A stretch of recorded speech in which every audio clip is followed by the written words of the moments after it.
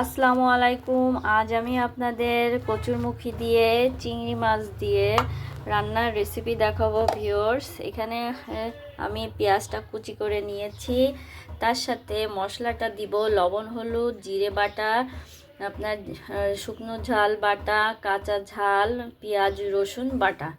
Viewers সাথে থাকুন, দেখতে থাকুন চিংড়ি মাছ দিয়ে কচুরমুখী দিয়ে রান্নার রেসিপি। আমি প্রথমে এখানে তেলটা দিয়ে নিচ্ছি। এই যে আমি তেলটা দিই, তেলটা দেওয়ার পরে আমি মশলাটা একবারে দিয়ে দিব। মশলাটা আমি দিয়ে কষিয়ে নিয়ে তারপর আজকে আমি চিংড়ি মাছটা দেব।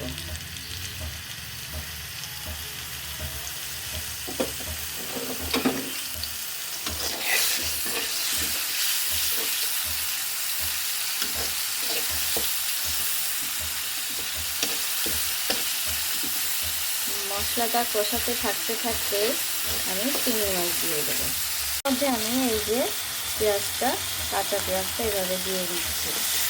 আমি বাটা দিয়েছি, তার সাথে আমি একটু কাঁচাটা কুচি করাটা দিয়ে নিলাম। আর আমি এই মাছগুলা দিয়ে দিচ্ছি।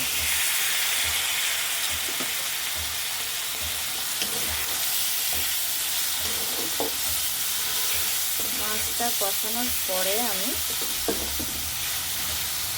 হালকা একটু পানি দিয়ে কষিয়ে নেব।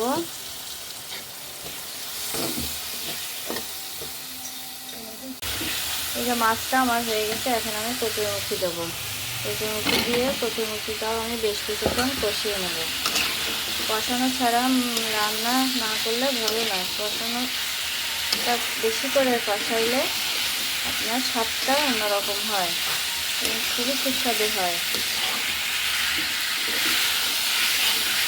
একটু পানি দিয়ে নিচ্ছি যাতে তলায় না লেগে যায় কষাতে গেলে।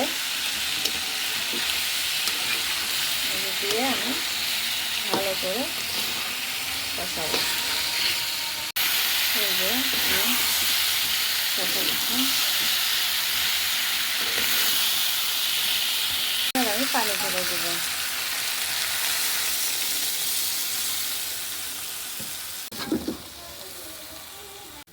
এইবার আমি পানি ঢেলে দিয়েছি, আর একটু পানি দেব সিদ্ধ হওয়ার জন্য। এটা আমি একটু ঝোল ঝোল রান্না করব। এবার আমি ঢেকে দিব। এই দেখুন আরো ঝোল কমবে, ঢেকে দিচ্ছি আবারও।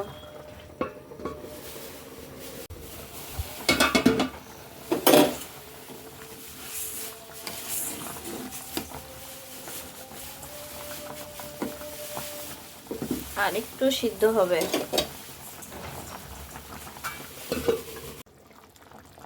এই দেখুন আমার তৈরি হয়ে গেছে চিংড়ি মাছ দিয়ে কচুরমুখী দিয়ে রান্না। আর একটু ঝোল কমাবো, সিদ্ধ হয়ে গেছে।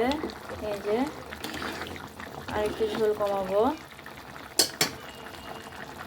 এই যে আমার রান্না হয়ে গেল চিংড়ি মাছ দিয়ে কচুরমুখী দিয়ে।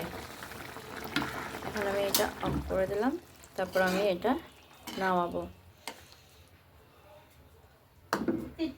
হালকা একটু জিরে গুঁড়ো দিয়ে দিলাম, সেটায় দেখুন কি সুন্দর রং আসছে। ভিউয়ার্স এই যে আমার রান্না হয়ে গেছে, এখন আমি এই যে নামাচ্ছি।